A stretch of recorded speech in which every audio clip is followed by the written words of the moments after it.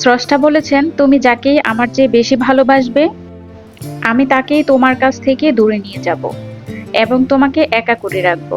তিনি আরো বলেছেন, তুমি কখনো বলবে না আমি তাকে ছাড়া বাঁচব না, তবে আমি তাকে ছাড়াই তোমাকে বাঁচাবো এবং পেছনের অনুগত সব আবেগ কেড়ে নিয়ে তোমাকে দিব্যি সামনে নিয়ে যাব। তুমি কি দেখো না, ঋতুরাও বদলাতে থাকে, ছায়া দেয়া গাছের পাতাও একটা সময় শুকিয়ে যায়, ধৈর্য হারিয়ে যায়। কিন্তু তোমার স্রষ্টা ধৈর্যশীল ও পরম দয়ালু। সে ঝরে যাওয়া পাতার ডাল থেকে নতুন সবুজ পাতা গজায়। তুমি কি দেখো না তোমার স্রষ্টার এই নিদর্শন?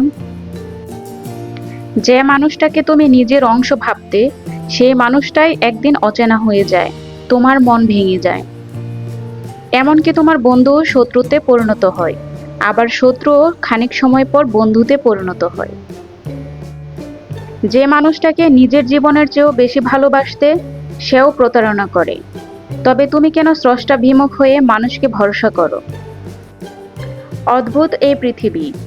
যখন তুমি ভাবো এটা হবে না, কিন্তু পরক্ষণে সেটাই হয়। সেটা হবার নয় কি? তুমি বলো আমি পারবো না, অথচ তুমি পারো। সবচেয়ে বিচিত্র বিষয় কি জানো? তুমি বলো আমি মরে গেছি, অথচ তুমি বাঁচো।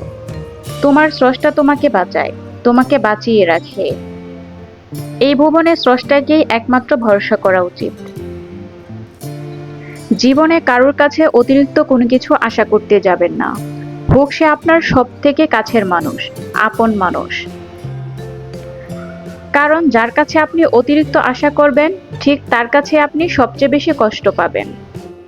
আপনার কোনো কাজের কারণে যদি কারোর কাছ থেকে কিছু পেয়ে যান, তাহলে সেটা আপনার ভাগ্য। কিন্তু কিছু যদি না পান, তাহলে এমন নয় যে ওই মানুষটা ভালো নয়। সবাই আপনার মনের অবস্থা, চাহিদার কথা জানবে না।